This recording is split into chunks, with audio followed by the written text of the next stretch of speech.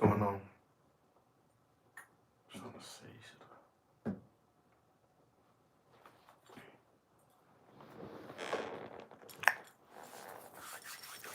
Man, I'm waiting for everybody else to tap in, man. Once everybody tap in, we're going to get this discussion going. Feel me?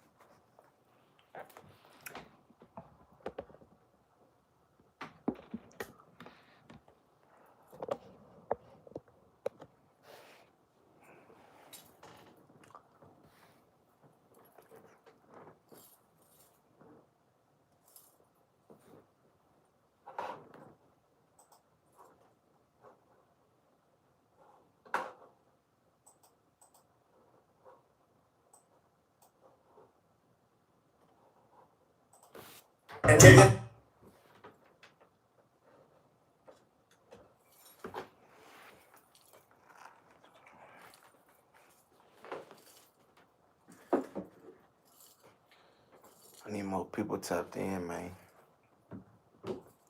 But listen, man, I'm going to just go ahead and get it started. You feel me? Because I'm an artist. Even when it's two people watching, I'm going to perform like it's a million motherfuckers watching.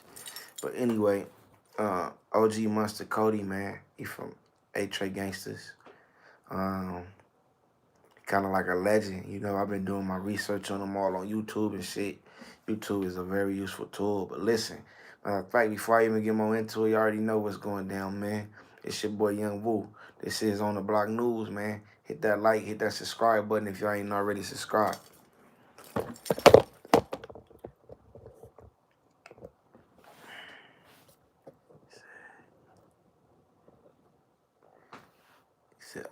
He said what? Hold on. So nowadays, people ain't looking out for people.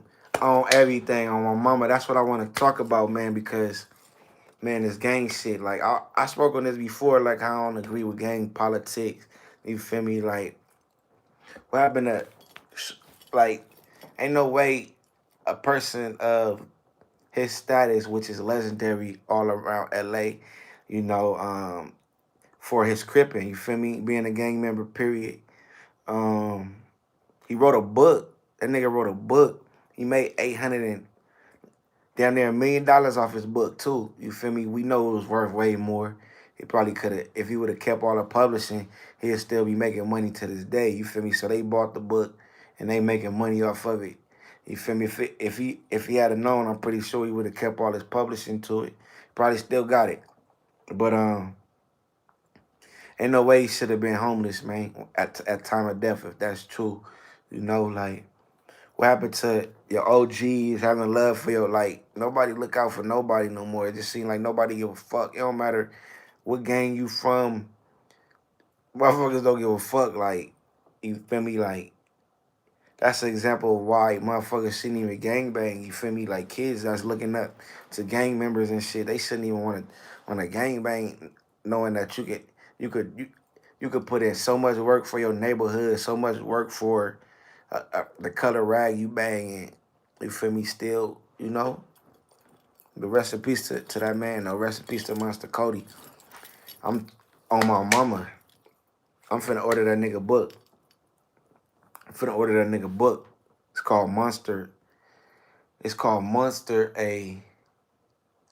an autobiography of an LA gang member. If my people are starving, I will feed my dog. I will give my OGs a place to stay, and I will give my family some chicken, whatever, because that is what was given to me when I was young, for real. Yeah, it's like, he's a powerful speaker too. Like, just listening to him, like, if he would have had a YouTube channel or just somebody that's plugged in, it's motherfuckers plugged in the music industry. It's motherfuckers that's plugged in actors and shit.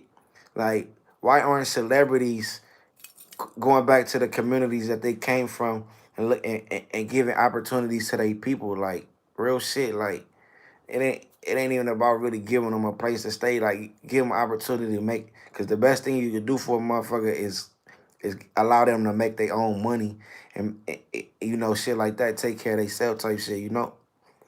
But they should have made sure he was straight though. Ain't no way he should have died in no tent.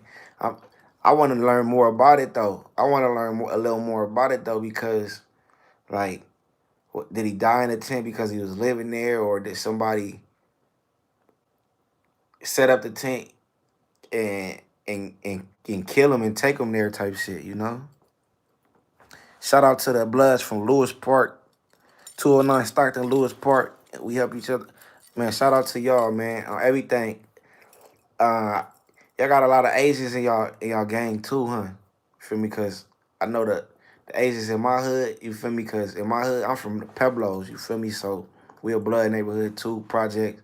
We got like Cambodians, Asians in our hood, and they like real family oriented. So you feel me? That's where I see they look out. That's where I see the part of the hood that look out for each other. Cause even though they own gang or whatever, you feel me? We still grew up with them. So that's where the family oriented, you know, on everything. They shit bang too. Them niggas hard on everything. Was he on drugs? That's what they saying he was on drugs. I don't know. I was watching his interviews with Kev Mack and and at first like because I was watching this. One thing I want to say about him, you feel me? I want to give a shout out to him and real shit. The only reason I'm speaking on this shit is because I like seeing like OGs like that elevate and change. You feel me? And even the way he spoke changed. Like I was watching an interview. I think he was in a Jordan Downs in the project, and he had on like a blue jersey. And I don't think he had on no hat or nothing, but he was just talking about the way he was talking. Like he was cussing more. But then when he did this like most recent interview with Kev Mack. I think Kev Mack from 60s. Shout out to Kev Mack and all his videos. I'll be watching his interviews and shit, watching the OGs and shit, respecting what they talk about.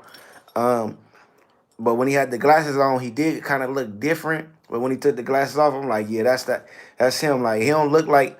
I mean, 57 is older. Like he don't look like no nigga that was really on no drugs. Like, so I don't know. That's what they say on, but I don't know. You feel me? I didn't know him personally. Didn't know if he was on drugs or not.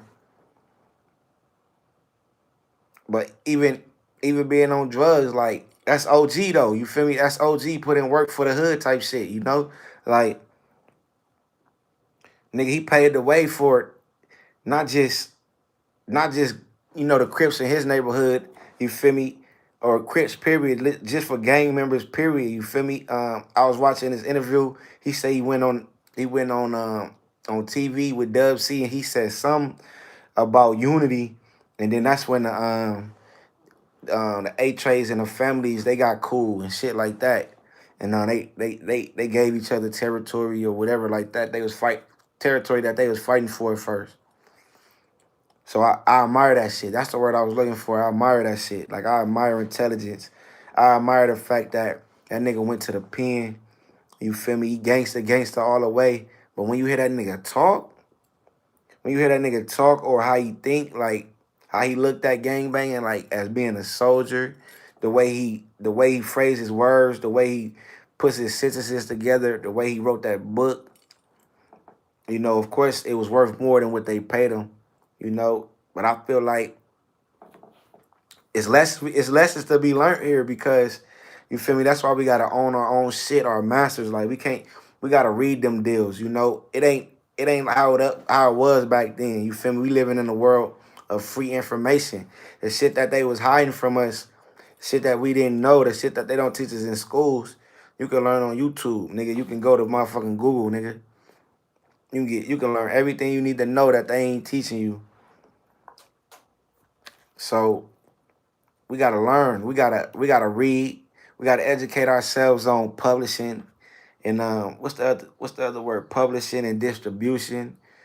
And you know, we gotta own our shit to keep the money. Cause the thing about everything, like everything make money from YouTube videos make money, music make money, TV shows, movies make money, but they make money every time they're viewed, every time they play, they make money. Like, I need y'all to understand this. So when we go on BT and is Martin always playing, whether Martin making the money or the director is making the money, somebody eating every. Hey, what's going on with y'all, man? Make sure y'all hit that like and subscribe button, man. We talking about a whole lot of shit, elevating our minds and the things we can learn from, rest in peace, OG Monster Kody from the 8 Tray Gangsta Crips. You feel me? Shout out to the 8 Trays. You feel me? Shout out to the Lopes, to the Crips. You feel me? It's all love on everything. We talking about that, but then what I was saying,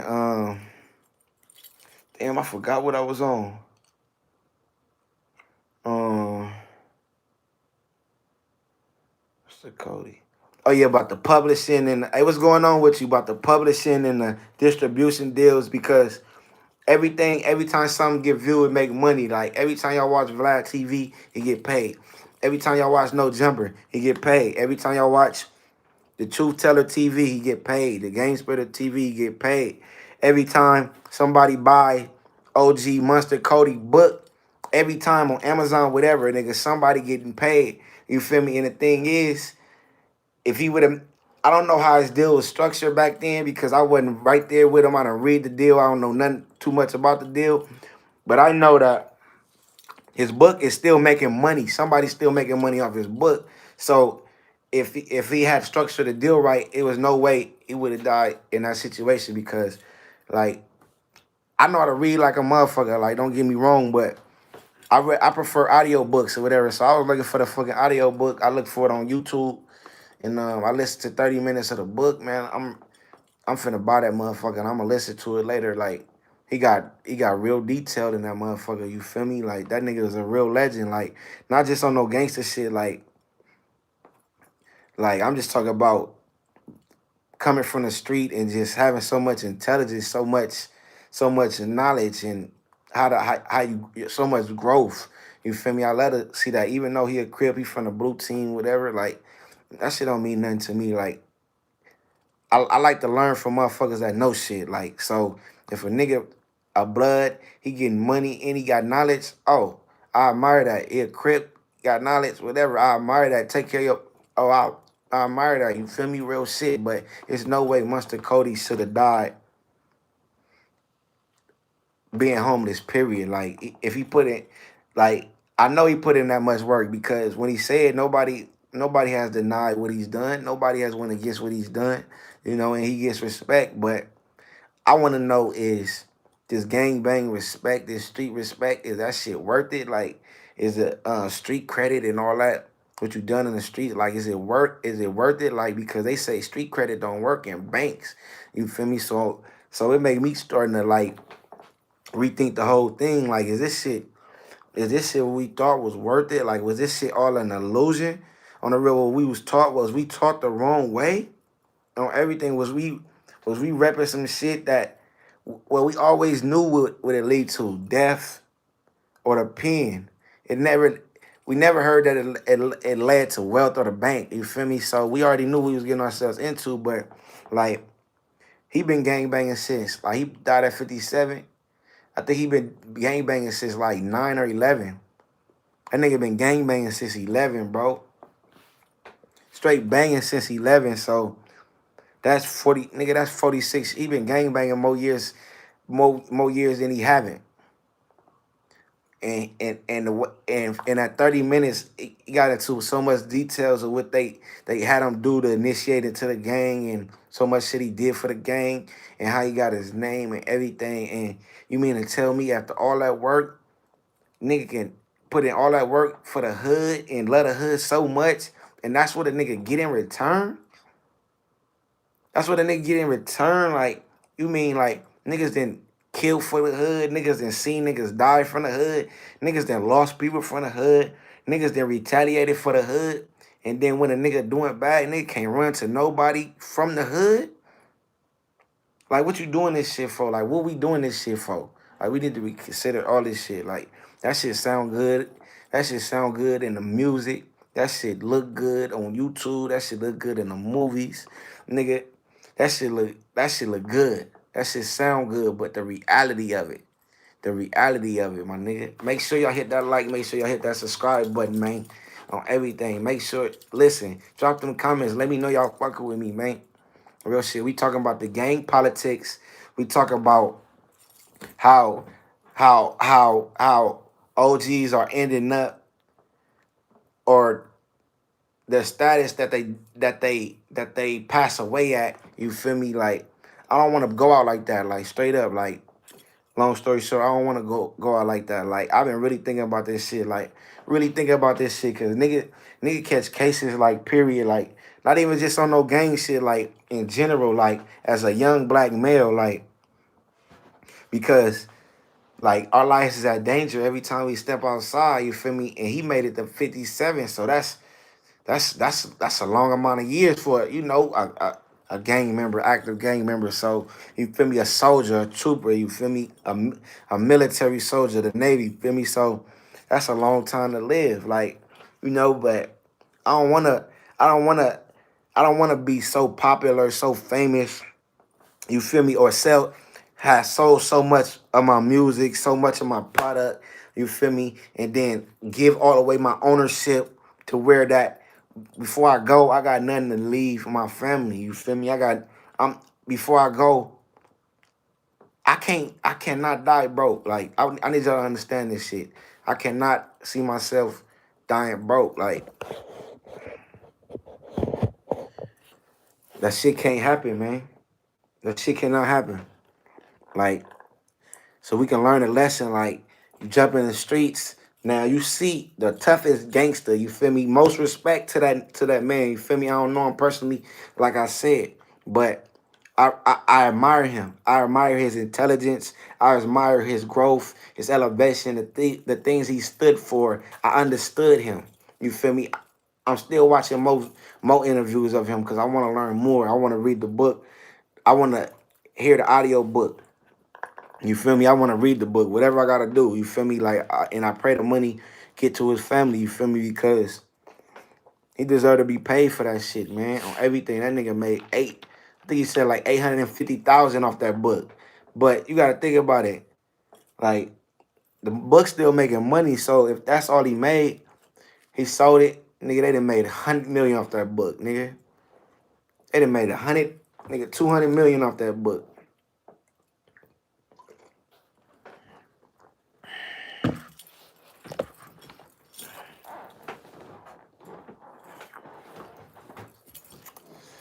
Y'all was clowning me on my y'all was clowning me on my videos about my blunts. Yeah, these them fat things now. Yeah. They so fat I be having to put these motherfuckers out.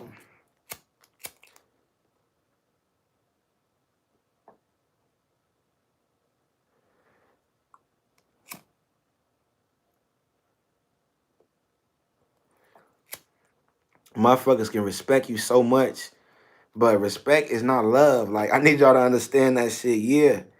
Everybody deserve respect, but man, like, he got respect, but they ain't showing no love, man. They ain't showing no love. They was scared of him, you feel me? You gotta understand the difference, you feel me? A motherfucker who love you will show you respect because they love you. But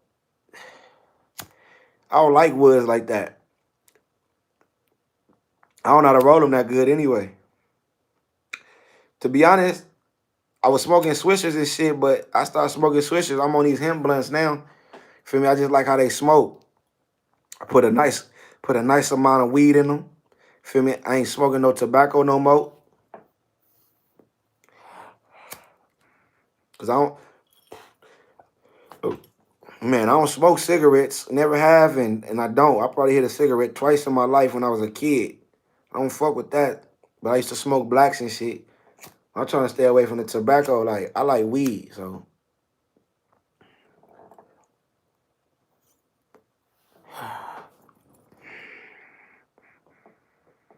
But yeah, respect in these streets. Just understand this shit. Motherfuckers will respect you in these streets out of fear, out of love. But respect in these streets don't equal love in these streets. These streets don't love you, my nigga. It ain't no love in these streets, period, my nigga. We could put in so much work, nigga. If any gang member tuning in, nigga, man, tell the truth. Motherfuckers outside looking in that ain't gang members. What do you get out of gang banging, my nigga? What do you get out of gang banging? Like, even my favorite rapper, Nipsey Hussle. That nigga made it out. He made it. He gave us the game. He another Crip I admire. You feel me? But that shit don't even matter. That's another black man I admire. Because that come before whatever color you bang anyway. You feel me? He's a man first. You feel me? So that nigga made it out. But due to gang politics or whatever happened, he was in the gang territory. And allegedly a nigga from the gang did that to him. So what do you get in the end? Like, the only difference between him and Monster Kody is when Nipsey passed away, he understood publishing, he understood masters, he understood that when he go, nigga, this shit is still here to make money. So now his family can eat, and you feel me?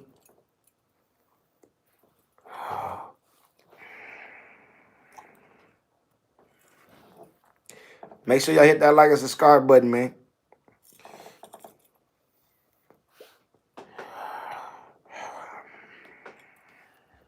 That nigga wrote a book, man. I listened to 30 minutes of the book. I swear to God, like I was up all motherfucking last night, nigga, just listening to the book. And he got put on at 11 years old. As soon as he got put on, whatever, nigga, they had him go bust on some enemies. You feel me? I don't know what hood they was talking about, but he said some bloods. They had him go bust on some blood, and they had him. They told him, nigga, don't even come back to the car until you use all them whole 8 rounds. You feel me? So 11 years old, they had him out on missions.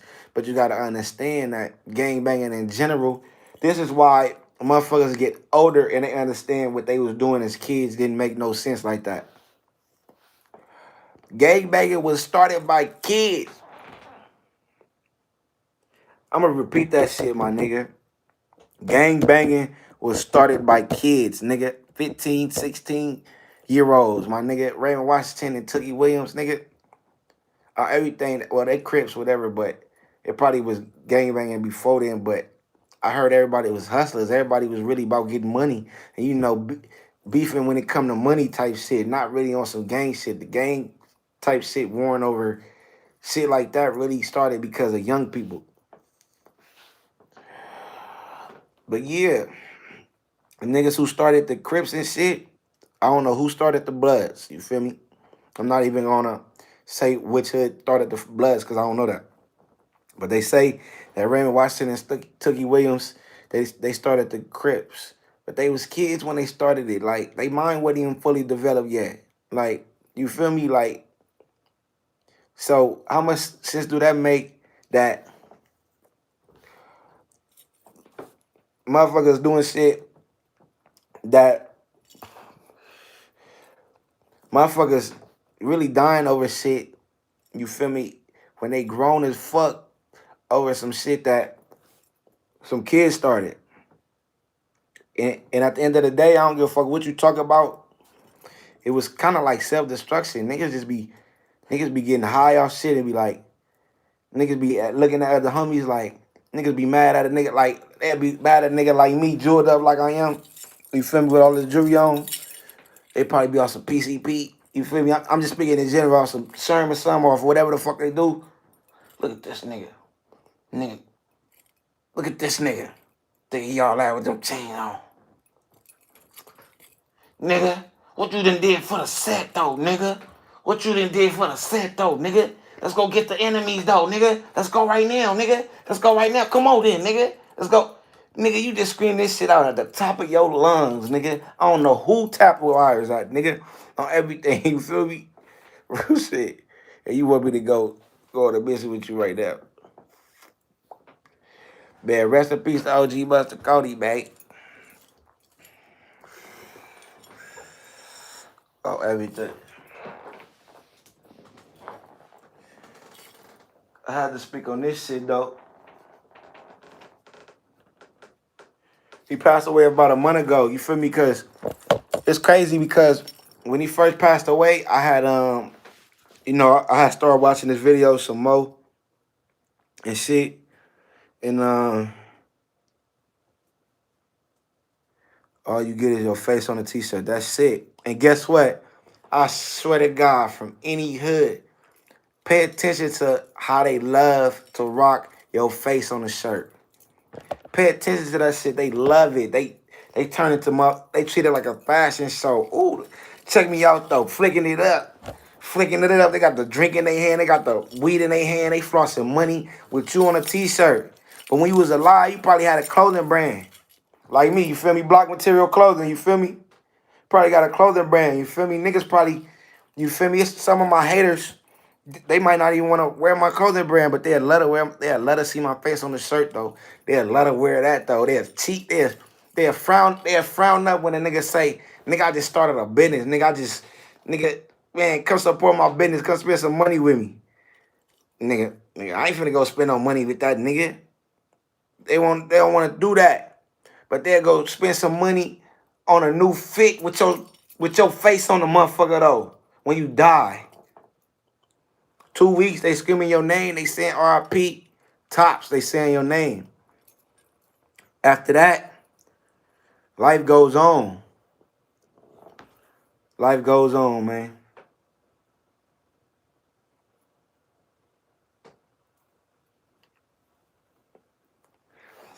And no disrespect to Monster Kody, but I don't want to go out like that, my nigga. I don't want to go out like that. Like, I don't just, like niggas did everything in the streets to get respect. You feel me? Get their name known in the streets. You feel me? That shit don't end up to nothing. Like, I feel like that same energy that I was listening to him when I'm listening to him talk, the energy that he put into writing them books.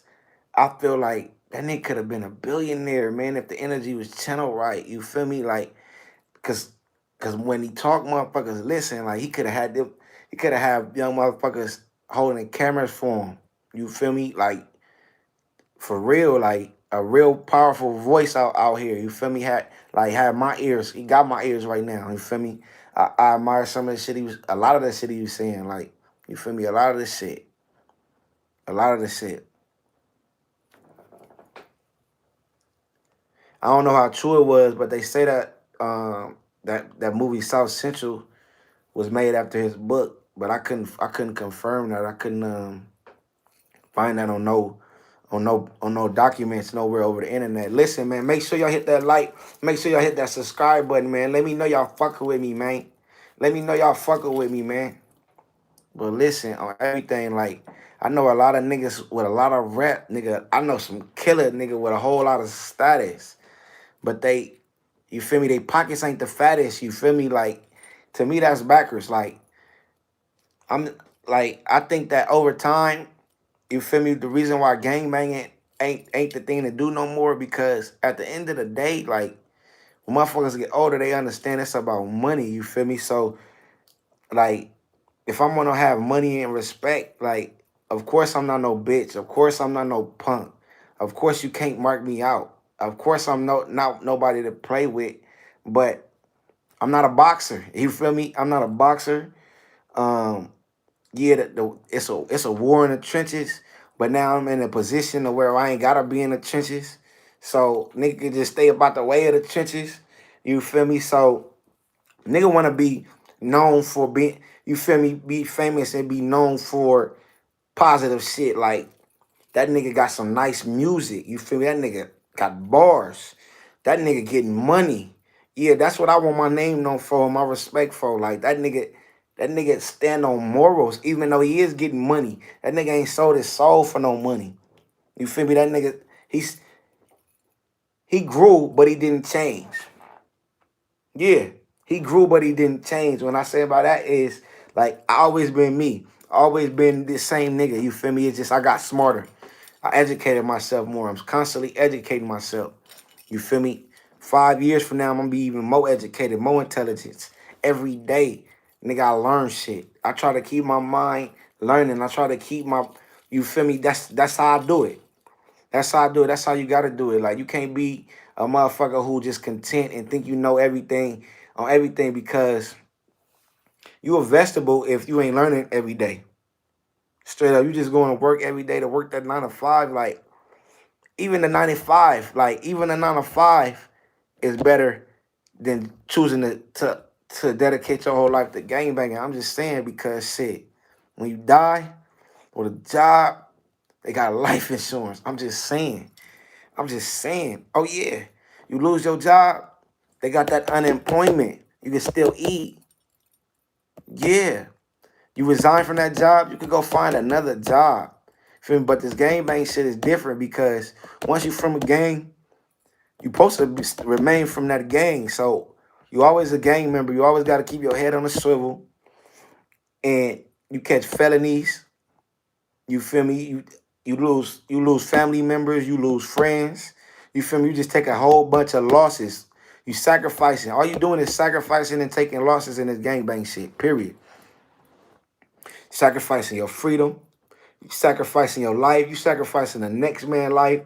You sacrificing the time that you could be spending with your family or elevating your life. You spending it out here in these streets around motherfuckers. Gang banging is like a game to motherfuckers. Like, you know how you can get online and play Call of Duty with motherfuckers? Like, it's so intriguing. It's so fun. It's just so motherfucking fun. Like, you build relationship with these motherfuckers. You build relationship with these motherfuckers you playing Call of Duty with. Like, but at the end of the day, it's the game. They don't really give a fuck about you. It's the same way. This shit is Call of Duty. Like the thrill that gamers get from Call of Duty, same motherfuckers get in the street, real life type shit.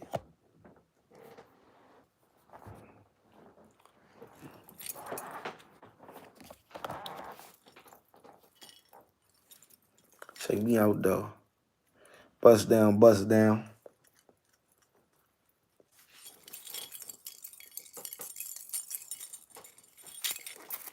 But yeah though. You feel me? I fuck with the Lokes and the Crips. That's why I got on blue today. You feel me? The Nipsey blue. Yeah.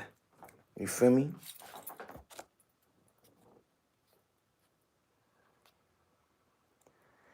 The gangbanging shit don't get you nowhere though.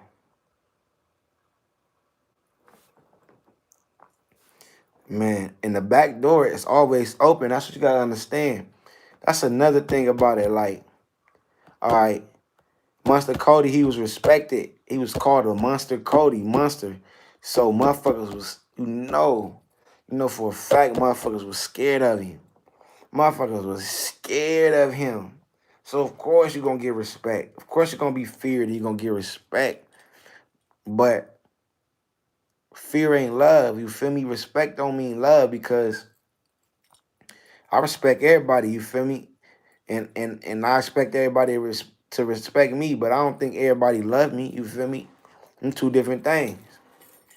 Them two different things. Like, and they talk about loyalty. Motherfuckers talk about being loyal. Like, he was telling a story about how when it was funny as a motherfucker. He was telling a story about how he was riding around with the strap all day. He was with Tookie Williams and Raymond Washington.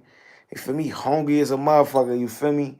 That nigga Tookie Williams. He said, "Hey Raymond, I'm finna send Monster Kody to the store. You you hungry?" He said, "Yeah, give me an egg, like an egg McMuffin or something." He ain't even asked him if he wanted something to eat. He was like, "Man, I've been holding the burner all day." So once he went to the thing, I guess he didn't know Raymond Washington as much as he knew Tookie. So he had took the egg off on Raymond Washington egg McMuffin and he ate it.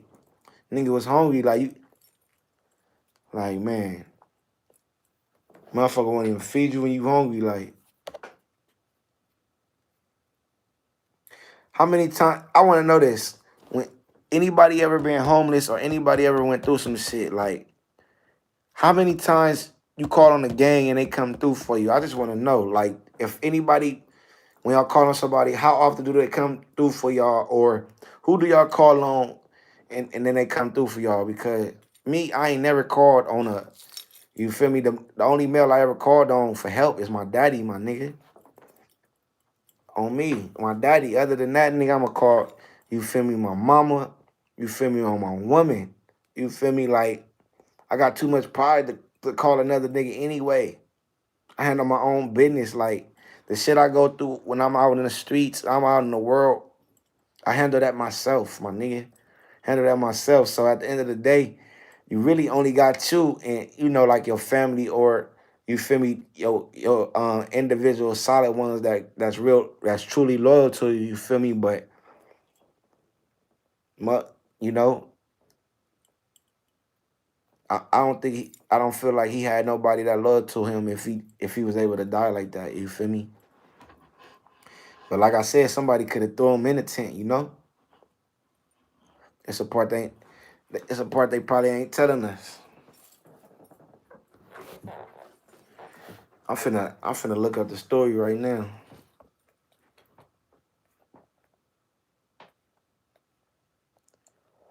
Monster Kody.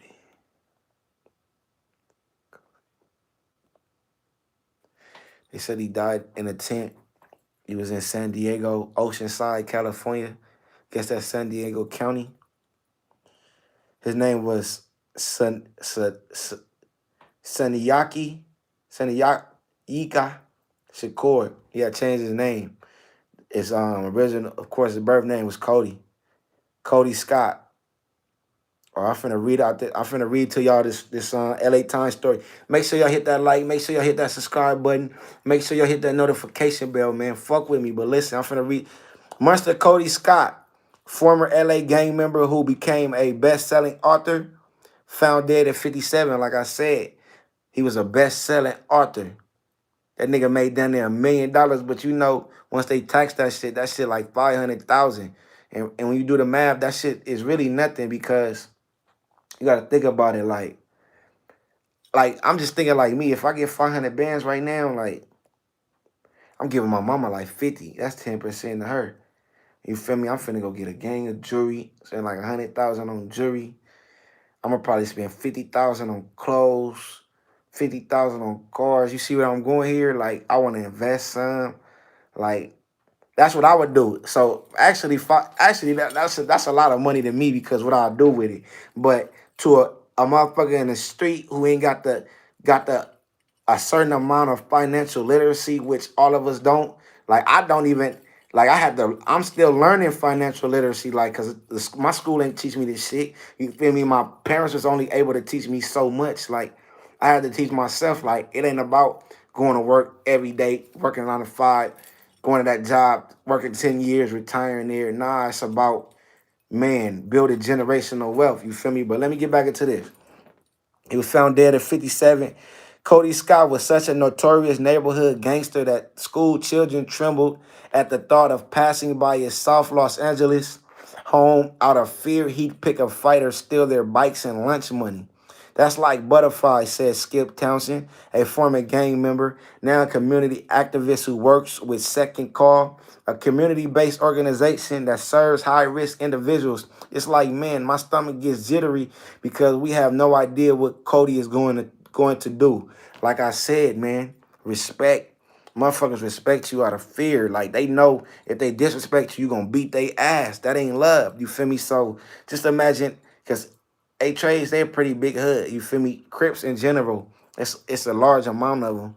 You feel me? So imagine how many Crips wanted to be like him, but had animosity towards him because he got the shine that they didn't get, or they was scared. They was scared to cross him a certain way. You feel me? That type shit. You feel me? So the people that hate you, they can't wait to hear you that you're doing bad. So don't get it fucked up just because he was respected. A lot of people loved him. You feel me? But a lot of people be hating too. So a lot of motherfuckers, even from his own hood, happy he passed away. But rest in peace to him. You feel me? They love to see you doing bad though. But on this day, as Townsend and a schoolmate passed by 69th Street near Florence and Normandy Avenues, they happened to catch Scott on a good day. Townsend's schoolmate told Scott he had a stomach ache and was trying to get home. Scott patted him on the back. "All right, I'll see you tomorrow," he said, then sent them on their way unscathed. Um, the curious life of Monster Kody Scott was soon to emerge as a cautionary tale of redemption and the relentless tug of gang life. A well-known gangbanger in the 1970s, Scott remarkably became a motivational speaker and best-selling author in 1993 memoir that took a sobering look at gang life in LA. The book, which followed his journey from violence toward transcendence, arrived at a time when much of America outside LA and New York City was still unaware of gang culture. See, he was a motivational speaker. He wrote a book. That nigga could have been booking shows, getting paid. Nigga, I swear to God, I would have went just to hear him read his book. I swear to God, like he could have made money like that. Like there's so many avenues I feel like he could have done while he was here to continue to make money. But um Transcendence arrived at a time when much of America outside of LA and New York City was still unaware of gang culture. Although Scott escaped death numerous times as a member of the HA Gangsta Crips, then became an author who counseled others to avoid gang life. The 57-year-old was found dead on June 7th at a homeless encampment near the San Luis River Trail in Oceanside, according to the San Diego County Medical Examiner's Office. So, like I said, it's documented. He was at a homeless encampment. You feel me? Now, was he homeless? I don't know. You feel me? I don't know what other reason he'd be there unless somebody killed him and took him there. You feel me? Um, but they still not saying how he died. It say Scott's girlfriend discovered his badly decomposed body in a tent, said Tom Bussey, a public information officer for the Oceanside Police Department. It appears Scott died of natural causes and not foul play, though the cause of death has yet to be determined. Your wife want to know why I'm keeping my lips living. Say they used to call me LL Cool Woo. You feel me? Like yeah, and I got them gunners. You feel me? And I got them gunners. Yeah, you feel me? And I got them gunners. You feel me? I'm harder than LL though. I'm harder than him though when it comes to this rap shit. I'm just fucking with y'all. Um, his body was badly decomposed in a tent. He died of natural causes, not foul play. So he died of natural causes. You feel me? Like I don't know what's a natural cause. Overdose. That's a cause. He could have had a seizure. He could have had a heart attack. Feel me? Could have just been his time. But the whole point about him being in a tent, like was somebody with him when he passed? Did somebody know he was in that tent when he died? You feel me? Hold on. Scott, who changed his name to Senyike Shakur, marking his rebirth and the end of his gang career, had a complex life. For every step forward, he seemed to take at least one step back on everything. Drugs is part of it. Despite his promising career in Hollywood, his memoir was discussed in a possible film by Training Day director Antoine Fuqua, which never materialized. Scott wound up being placed on LA's most wanted list for allegedly stealing a car, a potential third strike that would carry a long prison term, and living at an Oceanside homeless encampment. But within the last year, he was working on another book and in talks with a streaming service about adapting his story and launching a podcast. That's right. See, that's fucked up, man. That's right. That's what I would have loved to just on my mom. I would have just loved to hear that nigga podcast. Just hear what's on his mind every day. You feel me? Because he was in this gang bang shit. He seen that. He seen that what it was really self destruction. He learned from it. He grew. So I admire that. You feel me? We all go through our struggles though. Feel me? I done been homeless before. Feel me? I didn't have to sleep in my car. I ain't had to sleep in no tent. Only when I was camping and when I wanted to. You feel me? But not on no homeless shit though. I wasn't homeless when I slept in a tent. I went camping and slept in a tent. But I done been homeless, had to sleep in my car and at different people's houses and shit. But within the last year, oh, and he was about to do a podcast with Pretty Boy. Pretty Boy from '60s on everything. I like how I admire that nigga too. You feel me? I fuck with the OGs. I like what they be talking about and what they mindset be on. Feel me? I like how they didn't grew and they see that what they was doing back when they was young wasn't right. You feel me? This is real name though. Born Cody DeJohn Scott in November 1963 to Bertie Scott. He discovered later that his father was LA Rams running back Dick Bass, who died in 2006. He told 60 Minutes in an interview with Steve Croft in 1993 that his godfather was singer Ray Charles, a family friend. Scott was initiated into the HA Gangsta Crips the day of his sixth grade graduation at 11. By age 13, he had been given a nickname Monster after beating a man so badly that the police told bystanders that the person responsible for the attack was a monster. The name stuck, and for several years, Scott worked to live up to his moniker. So, you feel me? They gave him his name. You feel me? It wasn't really given to him. He just heard the name, and he liked it. He like, yeah, I'm a monster. So when you get this name, like, you want to live up to this name. Like, you got niggas who call themselves shooters. You got niggas who call themselves killers. You got niggas who call themselves murderers. You got niggas who call themselves, you feel me, gunners. You got niggas, and they want to live up to that name. You feel me? Like, they want to live up to that name. Like, they name. That's it. Like, you feel me? But Scott was initiated, okay, after years of moving up the gang ranks and then being shipped to prison for crimes like possession of an assault rifle, Scott decided to trade in his gang career, convert to Islam, and strive to dissuade other youth from joining gangs. While in prison, he wrote the frighteningly authentic memoir Monster, the autobiography of an LA gang member, which was published in 1993. Um, Leon Bing, a fashion model turned journalist, was the first writer to bring Scott to the attention of the world beyond LA. In her 1991 book about gang life, Do or Die, Scott is photographed shirtless on the book's cover with dark shades and the Mac 10. Bing remembers him being an avid reader whom she considered intelligent and someone who could easily hold his own when they playfully traded insults. One day while Scott and Bing were riding in the backseat of a car through the hood, she recalls asking him to show her his mad dog face.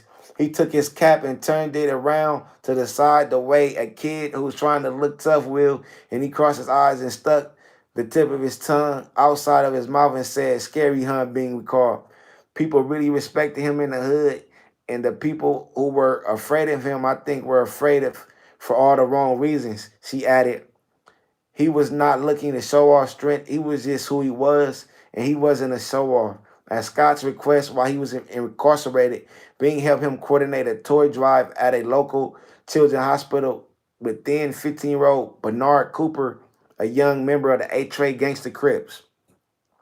I was excited to get a letter from Monster Kody, said Cooper, now 49 and running a recovery program for former gang members and felons. Of all the little young kids out here, he chose me. Cooper, who joined the gang at age 13, said Scott took him and other recruits to the gun range where he shared the street game with them.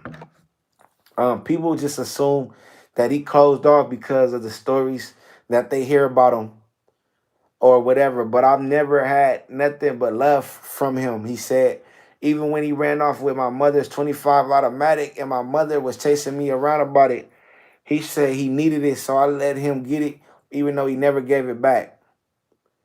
Okay, I'm almost done. Hold on. He never gave it back. Despite his reputation, people closest to him said that they, hold on. Okay. As they said, people was afraid of him for all the wrong reasons. Like, you feel me? They was scared of him. You feel me? Not because he'd come take your girl when he walk in a building, but because he's a killer. He'll beat your ass.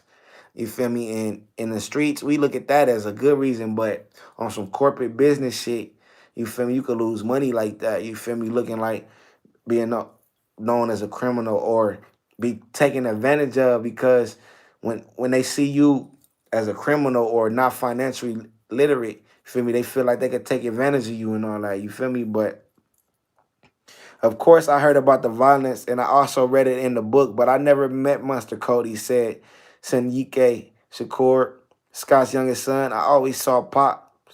He added, he was like the older best friend. This was the guy that comes in, he's ready to play all day.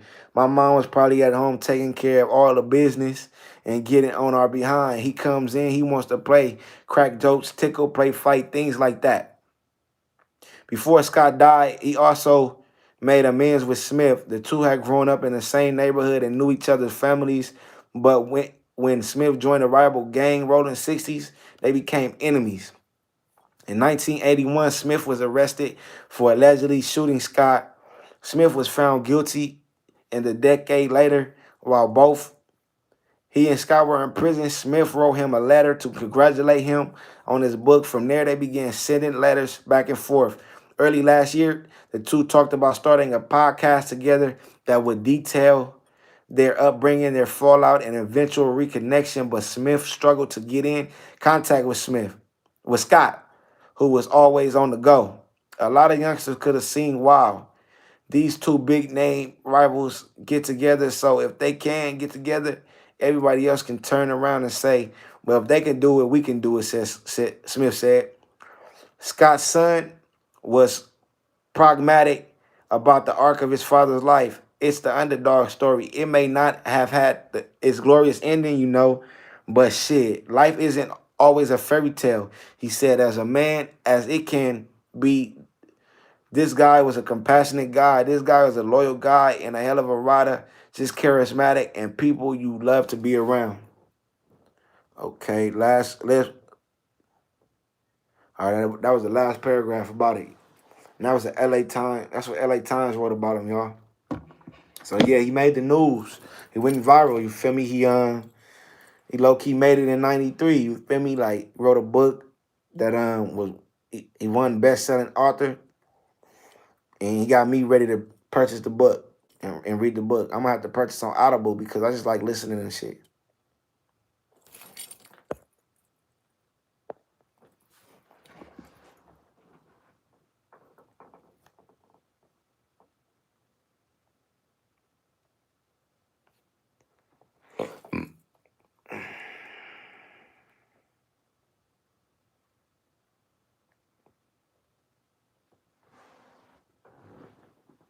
Y'all heard my new song though?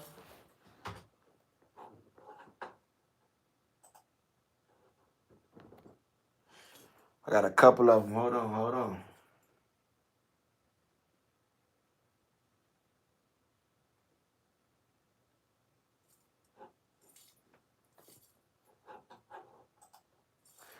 Y'all ain't saying nothing, man. Hit that like, hit that subscribe button, man, on everything. I was thinking about when I do get the book, or maybe when I do listen to it on Audible or something, you feel me?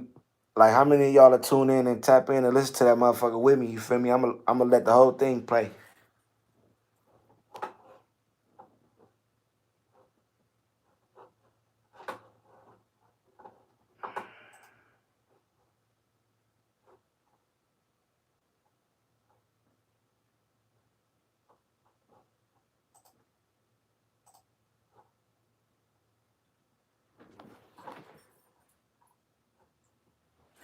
This is a song I'm on with the homie right here.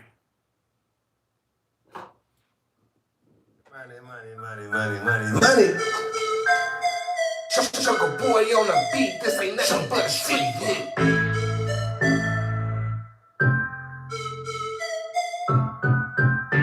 On everything, real shit. Cause they were showing him love. They were showing him love for being a monster. You feel me? And at the end of the day, I don't give a fuck how many of y'all say I don't. Everybody yearn for love. You feel me? When we don't get it, you feel me? Like I don't feel like I get that much love from people I know, right? So my wife tell me all the time, like, you a narcissist, like, so in her opinion, I make up for the love that I don't get or I wasn't getting. You feel me? Patting over patting myself on the back. Like I talk to myself like, good shit, young woo. Do that shit, young woo. Good shit, young woo. Like I cheer for myself, like because that's the way I get. Cause I'm pretty sure a lot of us was missing a certain love that we wanted coming up, like period, right? So some people turn to different things for it. You feel me? Some motherfuckers they turn to the streets. Some motherfuckers they turn to they value other people's opinion. Like me, I was born. I'm part of the streets like naturally, but I turn in a mirror like check me out though. Yeah, like check him out though. Look at that nigga right there though. But I'll be talking about me. But I'll be talking in third person like that nigga young woo. That nigga a beast. Like, you listen. These niggas can't fuck with Young Woo. That nigga Young Woo a motherfucking beast. On my mama. On my mama. Good shit, Young Woo. Let's do this, Young Woo. Like, when I'm working out and shit. Like, because when I first started working out, like, you know, you start working out, you got people to help you. People that, like, spot you and, you know, you feed off the energy. But when you get to the point where you got to become self-motivated, like, I'm totally self-motivated, self-efficient and all that shit. But I used to feed off that energy. So I'd be like, let's get it, Young Woo. Like it's somebody else there. I'll be talking to myself. But they say all geniuses do it. So I guess I'm a genius, you feel me? I motivate myself. I speak to myself like, nigga, Young Woo, nigga, stop being lazy, nigga. Get on your shit, nigga. Everything, get on your shit. Like when I'm taking too long to get to, you know, to record a new song, I be on my own ass. Like, Young Woo, you slacking, buddy. It's time for some new music, my nigga. It's time for... I talk to myself like that. I'm finna go to the store in a minute.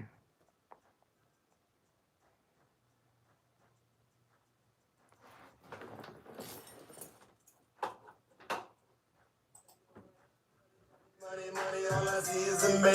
If you out there getting money, let me see your money dance. Big G's wrapped up in a rubber band. Gotta get it, that's the only game plan. Money, all I see is the man. If you out there getting money, let me see your money dance. One up in the gutter, but I took it out the slums. Hustling on that corner, I was looking like a bum. Still smoking on that killer, I had piss all in my lungs. But I thought it was money, and now it's looking like a crumb. I don't know about y'all, but streets is crooked where I'm from. In that Beamer with my 40 crackers, book me for a gun. Watching out for the setup, I can't pull up to the front. Pablo's raised me, I throw the hood up with my thumbs. No trust level, new bus bezel, it's gon' upset them. I was raised around real killers and gun rebels. On the block, I can show you how to earn $1. Early mornings, late nights, them the murder hours. Don't fuck with those guns, I heard they jam. Know some old dogs that kill you at a burger stand. When I turn 30, shit, I'ma blow 30 bands. I'm from the trenches, the cleanest bitches got dirty hands, let's get it. Bitch, I done turn that shit up.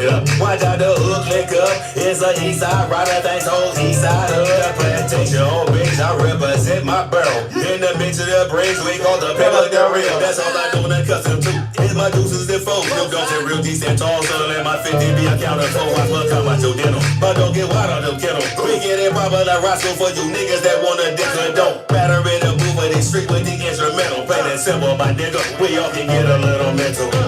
Ballin' on and offline and on my off time. Them bitches that you niggas fucking, we don't call dime. If you ain't seen 100,000, you ain't really ballin'. Bitch, I'm straight from public housing, I'ma eat with garland. I know a lot of hate, niggas rather see me starving. Humble nigga, if you cross me, you gon' think I'm heartless. Young Woo, bitch, I'm straight up off the block.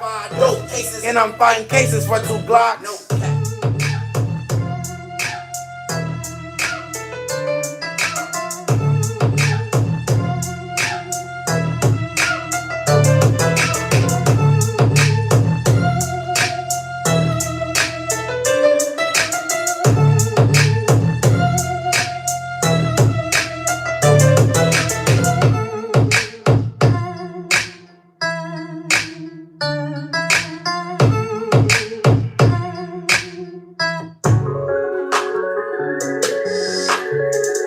Me the label, where my killers at?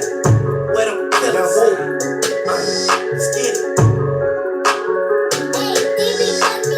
Stood on the block and I caught me a check. Switch with a stick, turn the clock to a tech. Rollie on my wrist, big box on my neck. When I ain't have a dime, still got my respect. Choppers on choppers, we got them on deck. When it's wartime, we bump in your sack. Choppers on choppers, we got them on deck. When When it's wartime, we pop to your set. Moving that word, trying to dodge in the rest. It's gonna be gone in an hour or less. Switch up my stash, might change on my spot. I done seen niggas turn gang to the cop. I bought my head, but I made me a knot. First thing I bought is a chain and a watch. No pillow talking when Baby stopped. Made up a plot and they gave up his drop. Stick with a switch, but I'm begging my Glock. AR-15 swinging the top. They ain't be gang if you hang with the ops. Always in the smoke, get you fatally shot. Niggas die every day, don't be another cat seed. No those gun niggas straight from the factory. If I don't kill them, then the bullets gon' factory. Hit them with the drum like the energy of a battery. Still on the block and I got me a check. Switch with a stick, turn the block to a tech. Rollie on my wrist, big box on my neck. When I ain't have a dime, still got my respect. Choppers on choppers, we got them on deck. When it's war time, we pop to your set. Choppers on choppers, we got them on deck. When it's war time, we pop to your set. Let's get it, young woo. Let's get it, young woo.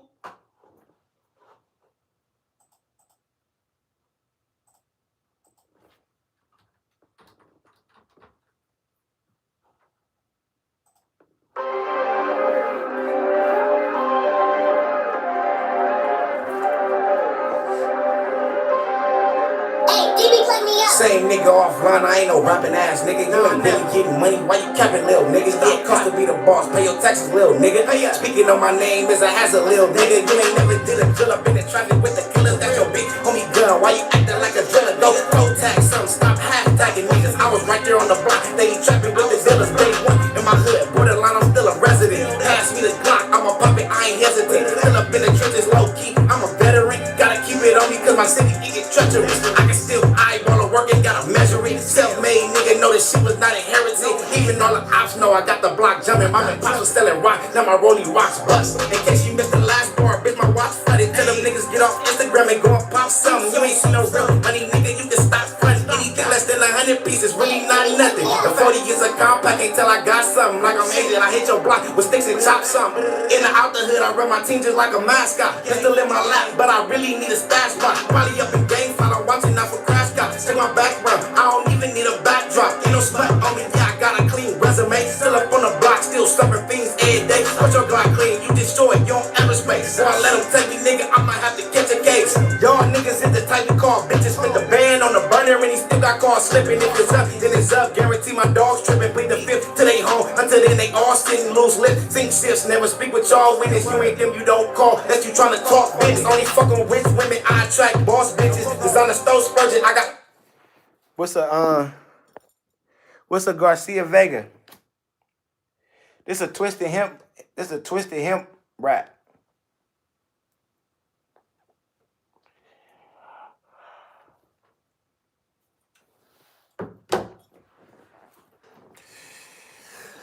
I ain't even had breakfast, but I've been smoking all this weed. That's all I do. I smoke way more than I eat. Good looking out, man. Good looking out.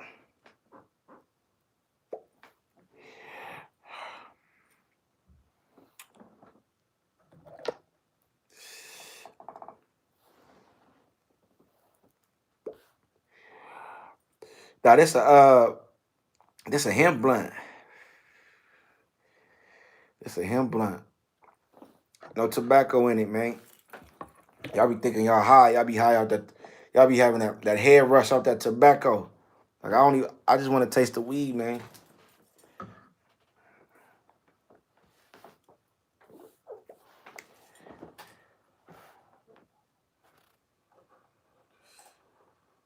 All the sauce dripping, think about some new money. Got a nigga palms empty. If I up it, I'ma bust it. I ain't tryna floss with it. Nigga cap, nigga bow, yeah, bow, bow, no bow, nigga bow, no bow, nigga. They spot, nigga bow, nigga bow, nigga bow, they spot, nigga bow, bow, bow.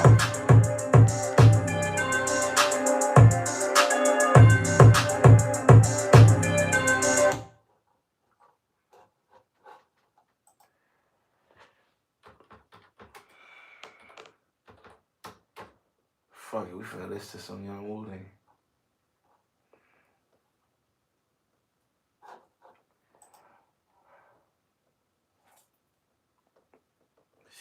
I don't like how this shit burning.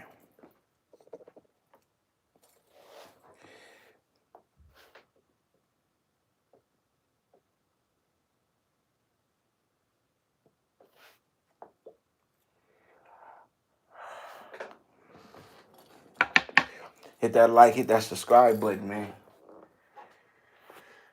I'm trying to.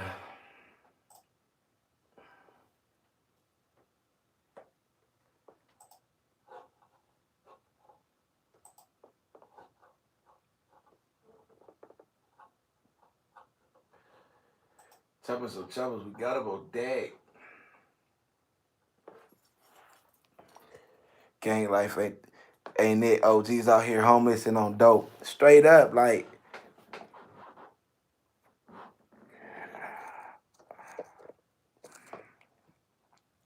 And how many OGs you know? All out of every OG I know, they all talk about, man, if they could go back, they would. Man, my OG nigga. Well, one of my OGs told me, nigga, they wish they would have went to college, nigga. I swear to God, before they passed away, they said if they could take it back, nigga, they would have went to college. That shit fucked the nigga up. You feel me? I was still in high school at the time, but it so did make my mind think different. Like if this nigga, you feel me, the love I got for this nigga and respect I got for this nigga, you feel me? I probably would have believed him if he said gangbanging was the best thing he did. You feel me? Best decision he chose. But he told me the truth. Like this shit ain't what it seemed. Like he said, man, everything. One time, nigga, we at the hood park, nigga. I'm young, nigga. Me and the homies, me and my young niggas. One of my young niggas and me and I ain't gonna say no names because I don't do that. But he was just saying like how he wish he didn't gang bang. He wish I was like, then why you won't stop? He started laughing and shit. He was like, stop, nigga, I'm too deep into this shit. Nigga, we young, nigga. We like 16, 17. He talking about he too deep in this shit. And I was just shaking my head. You feel me? I seen it. It's crazy because I seen the truck bend the corner. I seen that motherfucking truck bend that corner. You feel me? But you know me, I don't just look up and around. A nigga make sure it's fit right when he walk in. Nigga might like the shoes on his feet, might look down. I look back up. The motherfucking van on the side, van or the truck. I think it's a van on the side of us popping. You feel me? It sound like fireworks. We toe ass, got on.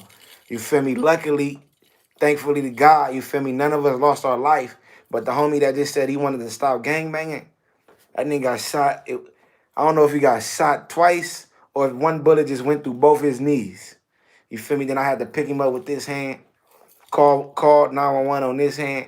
You feel me? And it happened like that. You feel me? Nigga could have lost his life like 16, 17. Nigga been getting shot at, all that shit. Like, that shit crazy, bro.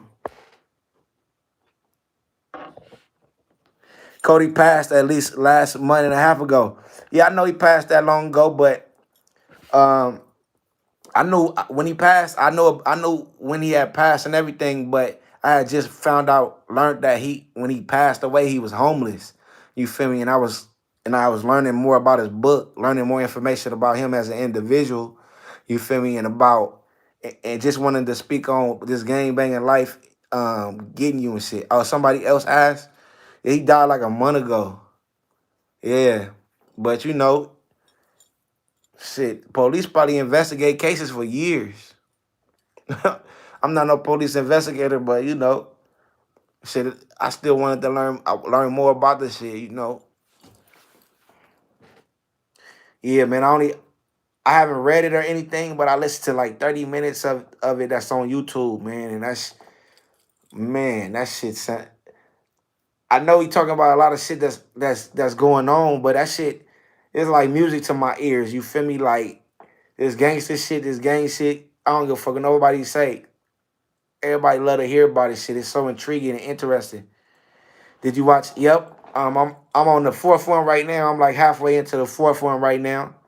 I'm trying to find an interview because they say this the real reason that called me about the book though. They say in the book he talk about how they kidnapped one of his enemies and they end up chopping off his arm. And on one of the Cav Mac videos, or I think a street gang TV or street TV interview video, the lady said the dude name who he chopped up, everything. I wanted to see the interview where he said that he did that. Read them in 90. See, I was born in 92, so you feel me? The only books I was looking at probably was picture books. You feel me? In 93. I'm trying to, man. I love books like that. Like, see, that's the thing about it. Books like that. Just imagine they put that shit into the schools. That shit would make a motherfucker. If you don't know how to read, you wanna learn how to read this book. You gonna wanna You gonna wanna be smarter just to be able to read this book. I think they need to put better books in schools. They need to teach the kids like this the type of shit that goes on. This what you can be, and this how you can be a boss. This how you can be a teacher.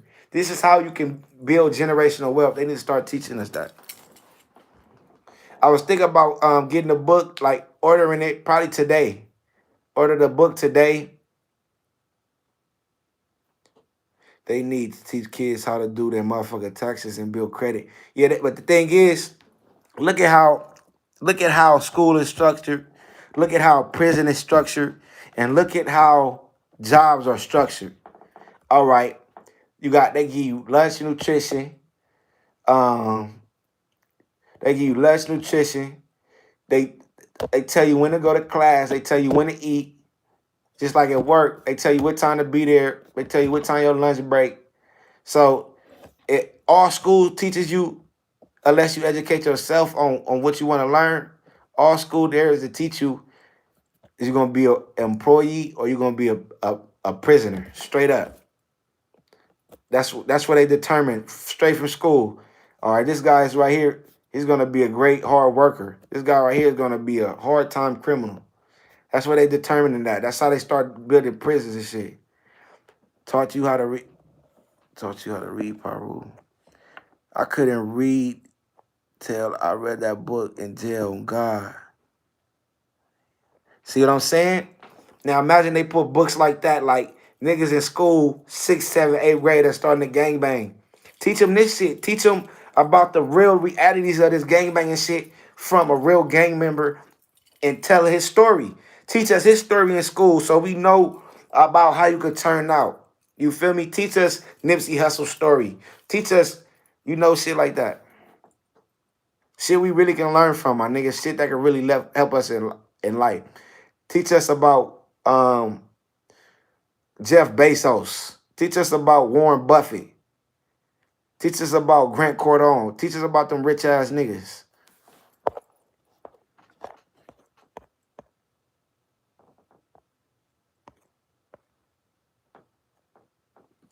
On everything. I'm gonna read that book.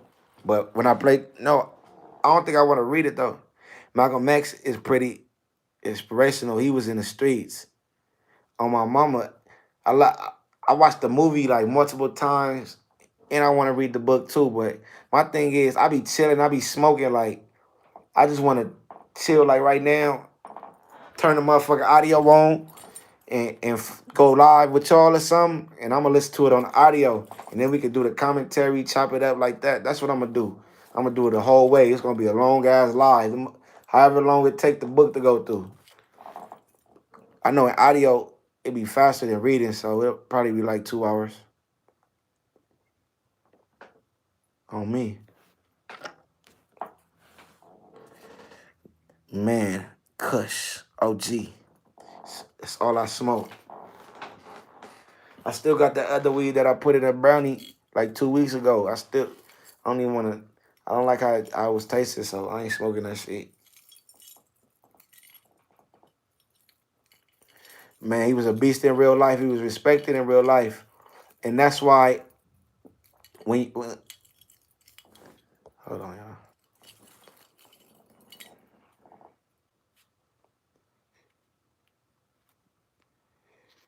Yeah, matter of fact, let me see, can I even find that nigga book on Audible? I'm gonna order that shit, right? Order that shit. What I'm gonna do is, right, I'm finna look it up on Audible. Look to the new people that just start tuning in. I'm gonna look the book up on Audible. It's called Monster, the autobiography of an LA gang member. And if I do find it on here, I'm gonna end this live. I'm gonna go, women lick their lips a lot, just like that. You said women lick their lips a lot. Hey, get off this live, man, because ain't no, I'm not a woman, man, on everything. Like, it should only be women looking at my lips. You feel me? Unless you just tune in on my conversation, you feel me? I don't appreciate dudes comment on my lips. I ain't with I ain't with none of that shit. You feel me? A woman comment all day. You feel me? You could tell me what your woman said about my lips and everything, but I don't want to hear your opinion because I don't care what no man think about my motherfucking lips. You feel me? I got a lot of respect for people tuning in my live. I ain't gonna tell you what I really think about people, about males that be worried about my lips, man. But yeah, let me look up. Can I find this book, Monster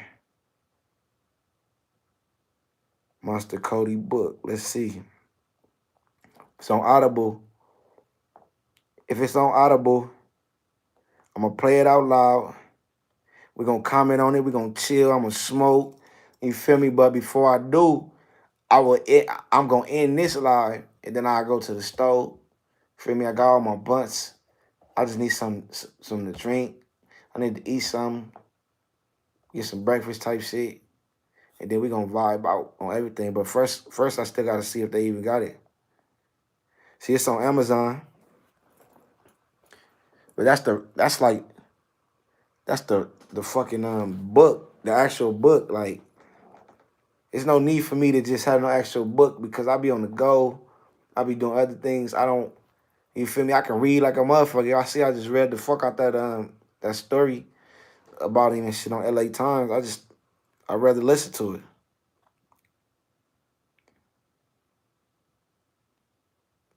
Amazon got a audio book. This say Monster, but that ain't that book. That's Walter Bean Myers.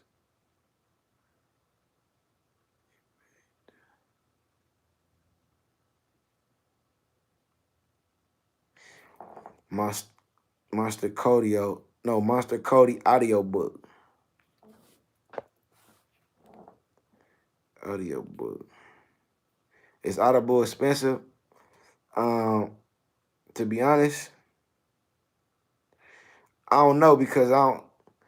It's gonna probably be my first book on Audible.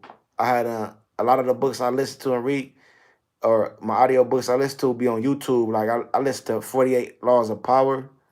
I listen to one of them 50 from Pieces to Weight by 50 Cent. Um, I listen to Rich Dad Poor Dad and things like that. So a lot of that shit on YouTube, and then it's not on, since this not on YouTube, like I listen to 30 minutes of it because that's all that's on YouTube. Monster Kody, Monster Audio.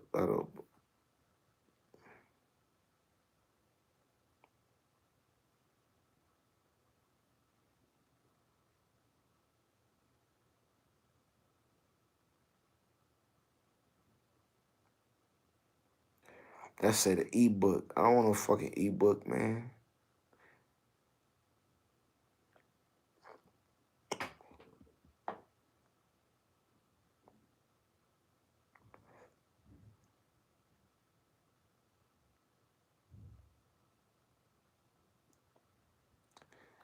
I don't see the audio book, man.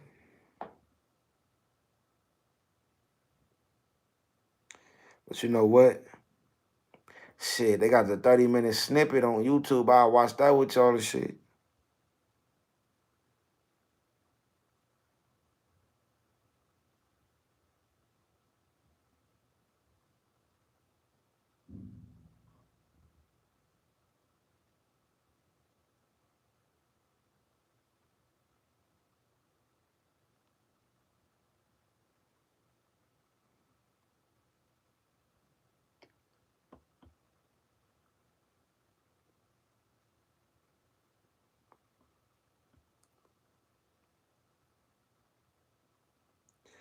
I'm gonna keep on looking for it though.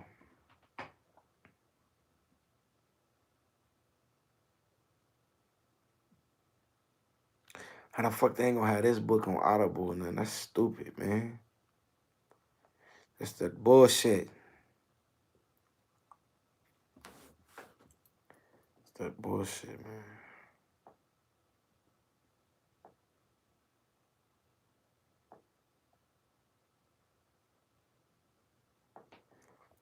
Let me see. Monster Kody.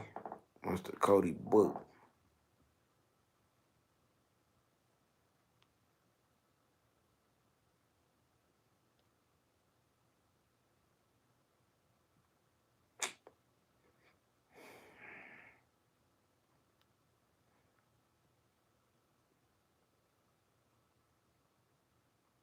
That's that bullshit. Black Summer, stop changing the subject.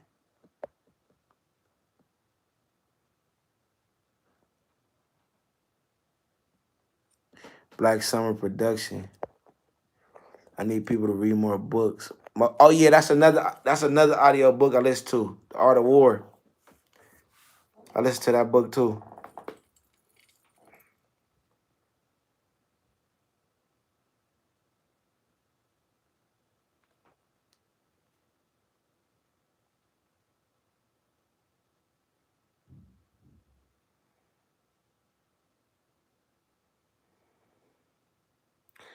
Yeah, it don't make sense though. Like, why he was in that tent though? You feel me? Like, that's what I'm saying. Like, but they said he died of natural causes, so he was dead for a couple of days. Why was he dead for a couple of days? Why? I need to know more of the story. We need to know more of the story, man.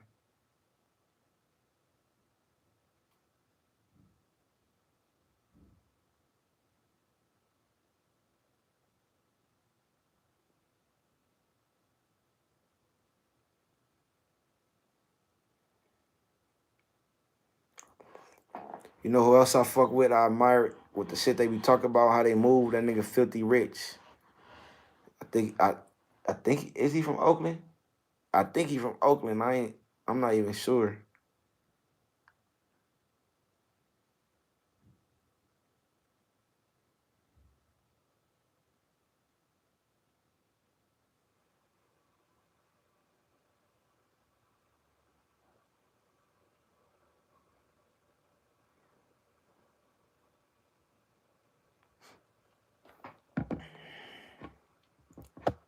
Okay, okay. Never heard of the guy from Oakland. Oh yeah, that nigga Filthy Rich, man, like he a dope ass rapper or whatever too. But I don't just be worried about no rap shit. Like anybody can say some fly rap shit and make it rhyme to me. Like I could do that. That's easy. I'm a rapper, right? I rap. So but I like to hear what a motherfucking intelligence about, like what's your mind about, like what's your conversation like you see how I'm talking, like you can tell. So when you hear me rap, yeah, I talk about a lot of shit in my raps, but you could tell by when I talk, like I'm knowledgeable, I'm conscious, I know what the fuck going on around me. Feel me? So that's what I care about.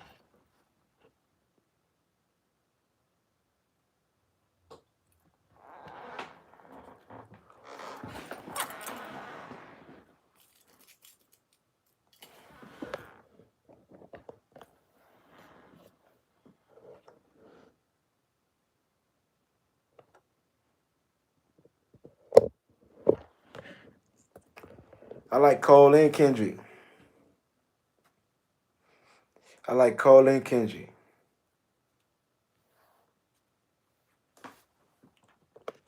But Nipsey Hussle, my favorite artist though, on my mama.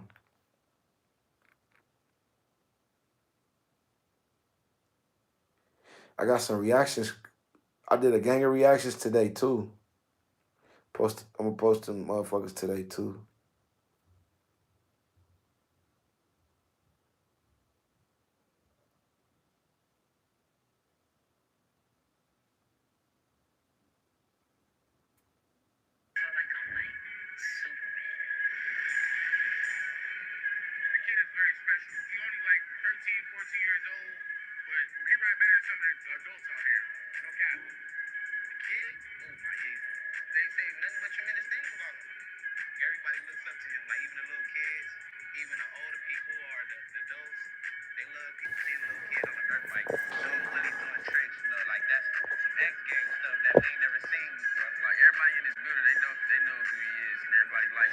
Hell yeah, they shit bang. Hell yeah. But see, they shit made you, that shit made you want to dance and all that shit. But they was on some gangster shit. To me, they wasn't really giving you knowledge in their music.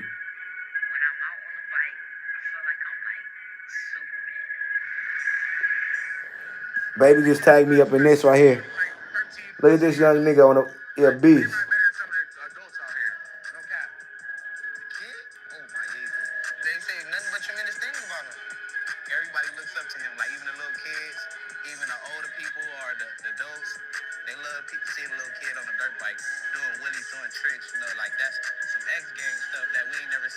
Beast mode. That young nigga. Oh, that's the homie from the hood talking. Oh, baby tagged me in this. I think that's why she tagged me, because nigga from my hood up on here.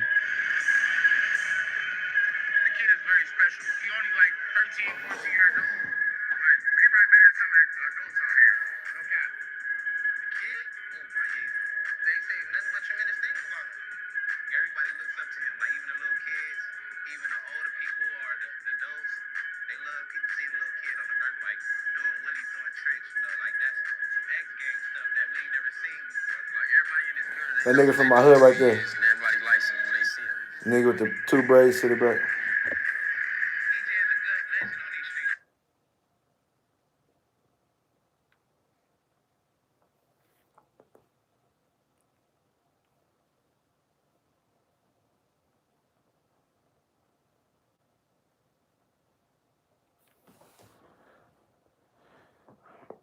I'm finna tap in with y'all, bro.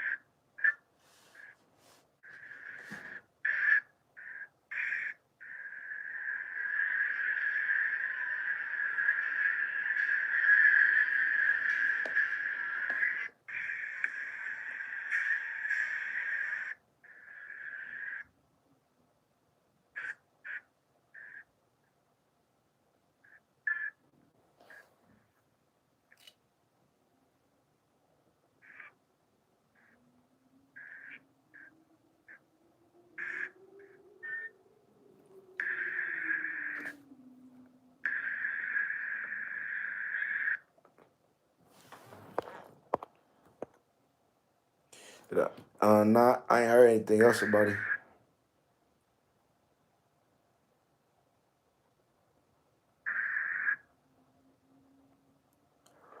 Alright, shit. I mean, if y'all didn't see my last video, shit, they confirmed what I said was true. You feel me? He was from one hood first. I guess he had a fight with a nigga from his old hood, or they put him off, or whatever happened. He was pillow talking to a female that him and a nigga from the hood he used to be from. He was pillow talking to a bitch they both was fucking on. She told the nigga. Feel me? They came and got him. Sad situation. On me.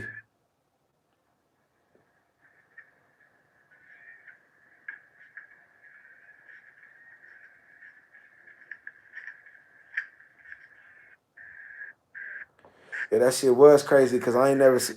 Only time I seen something like that happen was in movies.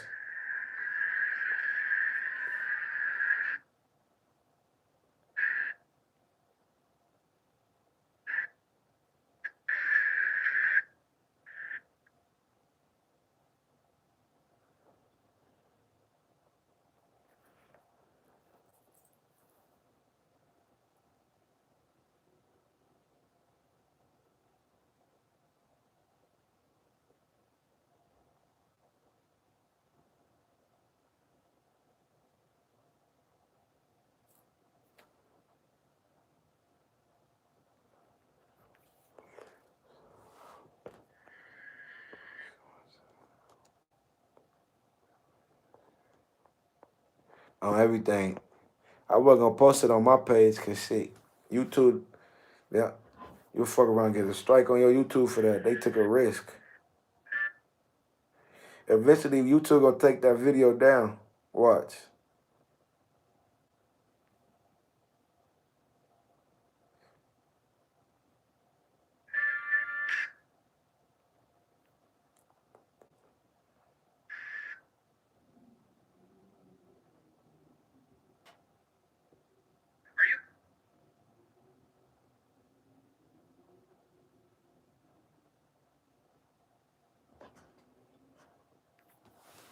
Love is what you need, for sure. On me, like, that was a sad-ass thing to see, man. But that ain't the worst thing I seen, though. I done seen motherfuckers laid out dead multiple times.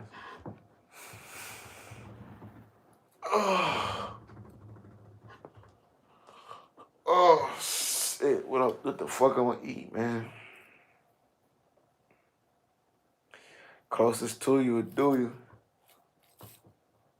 I'm finna call wifey. I need to call her. She'll give me an idea on what to eat. Man, I can eat some chicken. Like, the thing is, I know how to cook like a motherfucker, but baby cook better than me. I like her food better than mine. Nothing but trouble in jail.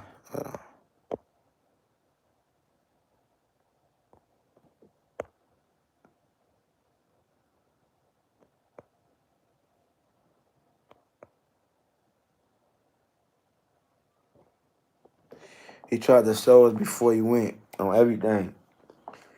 And they ain't like that, you feel me? He was giving us too much free game. The shit Nissy was teaching us, you feel me? Them rich and wealthy motherfuckers only teach their kids. And they teach their kids not to teach nobody else but they kids.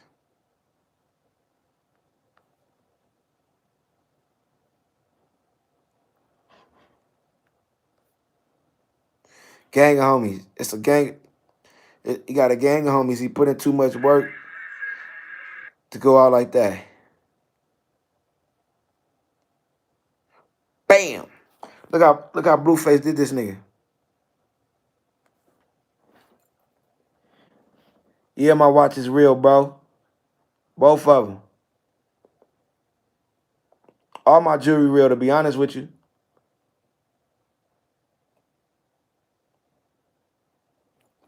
Diamond test my rollies on live. Even diamond testing my rollies won't prove to you that they real rollies. Like, to be honest, I don't gotta prove to you that these is real. The fact that you worry about if mine real or not, let me know you don't got no real rollie. You feel me? You ain't never seen this rollie crown before. You ain't never seen this rollie crown before.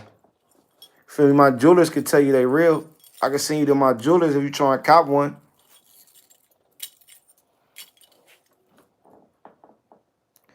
You send me $100, I'll diamond test my jewelry real quick. You feel me? If it ain't beneficial, don't even press the issue. And Trey D moved out the hood. Let me see. Hey, Chris Thomas, how many rollies you got, bro? Chris Thomas, how many rollies you got?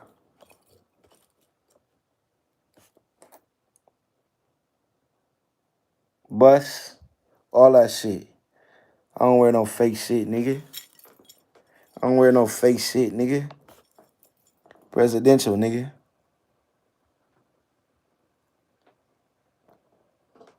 Yeah, that. Yeah, that.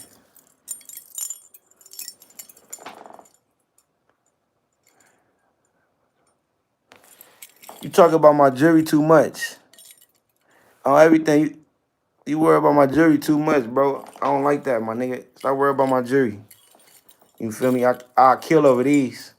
You feel me? So, you feel me? That's all that matter. Nigga, you see what the fuck going on, nigga. You see what the fuck going on, nigga. You ain't got no Rolex because you will know that these real. You will know that these real. Oh, it's all good. But yeah, these real. Matter of fact, I'm finna do something I don't normally do. Stay right there. I'm finna do something for you. I'm finna do something for you.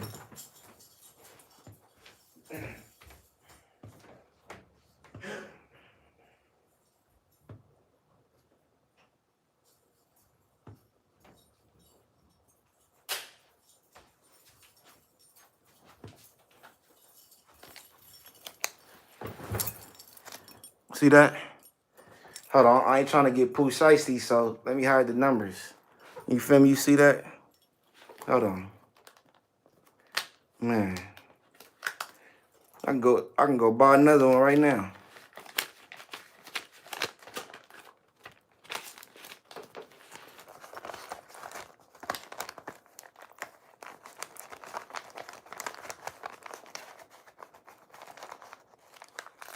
Yeah. So you gotta make sure you don't show the numbers. Yeah. Feel me? You wanna know if these real?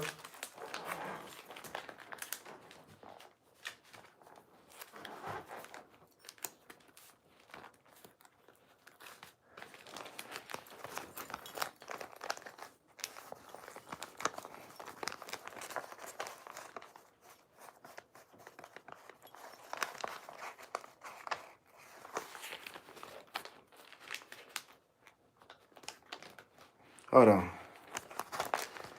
Speaking of poo shiesty. Speaking of poo shiesty, man. Call me Woo Shiesty, man. Quit playing with me. Nigga, I'm Woo Shiesty, nigga. Hold on. I'm Woo Shiesty.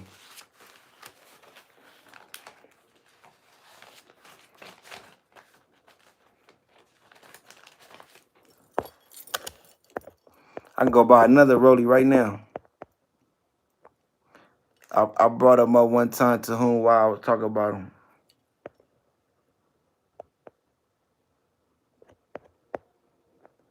Misled for day one. I got a little minor piece too in a bankroll with my daughter. I don't know who you think I am.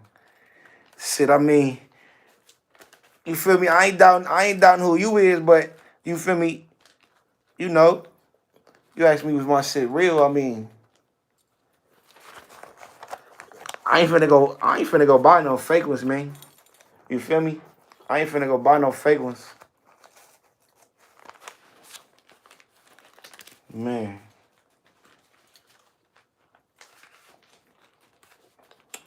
Downtown Diamond District, man.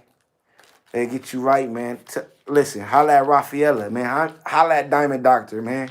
Holla at Jules by Madeline, Jules with a pill, man. Holla at Gold Custom LA.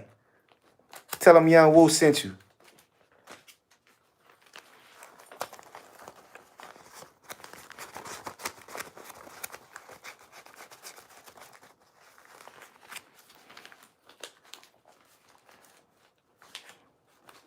I still eat noodles and shit.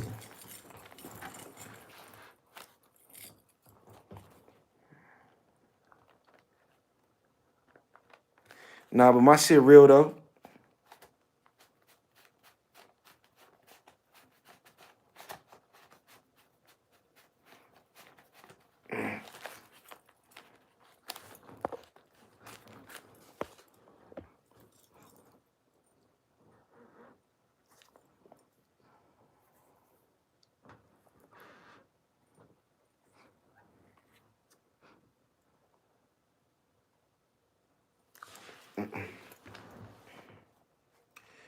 Nigga, before I wear some fake diamonds, nigga, on my mama, I just wear some regular gold, nigga, plain Jane. Before I wear any fake diamonds, nigga, I just rather keep it plain. It look good either way, you feel me? So,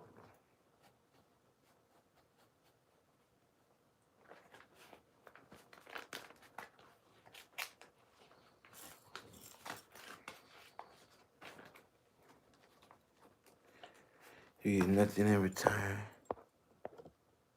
I remember when there was only a half full of blood to be a blood out none, but if you was, man, a beast, it's all.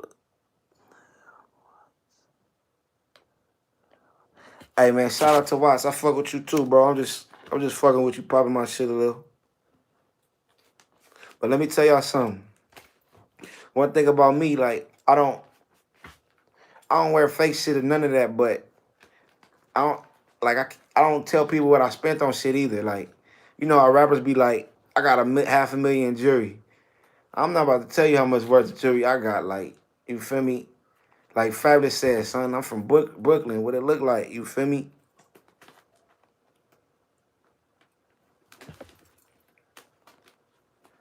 If I wore fake jewelry, I would wear it more carelessly. Like, I wouldn't be worried about getting this shit took if it was fake. I wouldn't be I wouldn't be telling y'all to move the right way or the light way. You feel me?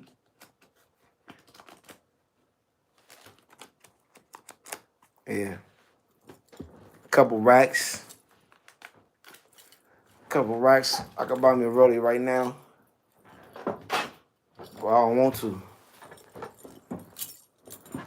I was finna buy me a bust down yesterday. But I'm like, man, I swear to God, listen. Let me tell y'all, some niggas walked in the jewelry store yesterday. They was looking at two bust downs. They was FaceTiming they homie or something. And then they was asking how much it cost, whatever. And they was like, "Oh, we gonna pull up on Monday. We gonna pick up 4. How much you gonna charge us?" I'm like, "Yeah, that's they bag talking right there." I'm like, "That's up." But see, that's me because you feel me? I got watches. You feel me? So I look at the next nigga. I'm like, "That's what's up." Like, you know. But other niggas probably would have been looking at him like, "Damn, that's a lick." They ready to buy 4 of them motherfuckers that much. Like, I'm gonna meet them here Monday. So I don't really speak on jewelry prices.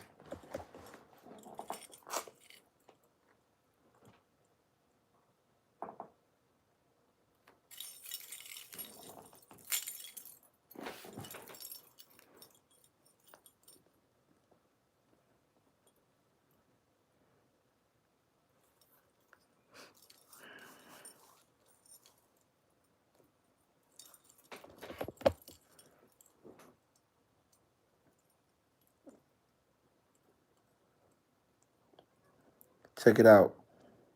You can Google this, Rolly.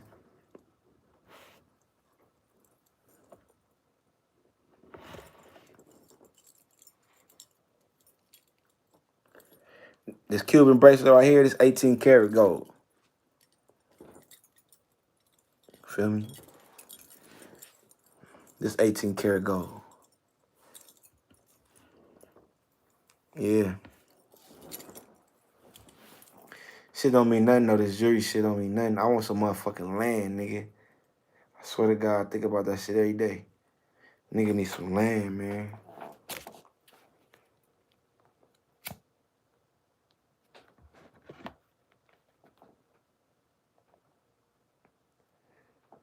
Need to call baby.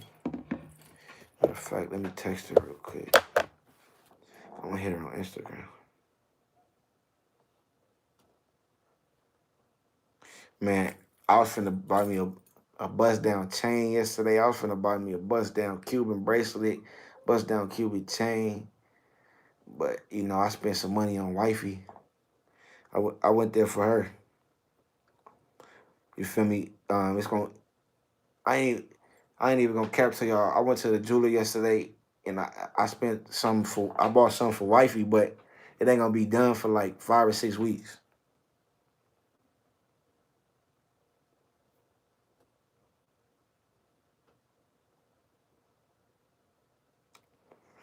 Me too, man. I swear to God, nigga.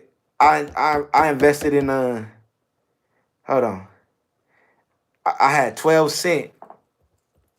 I had 12 cent. Hello, hello,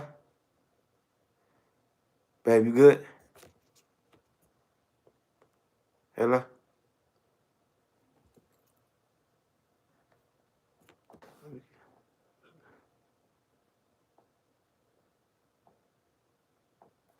Hold on.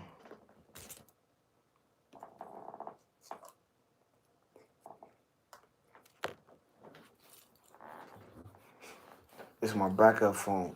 Can't nobody call me on this phone. If this motherfucker ring, I look at it like, who the fuck? Who the fuck calling that? I don't even give nobody that number.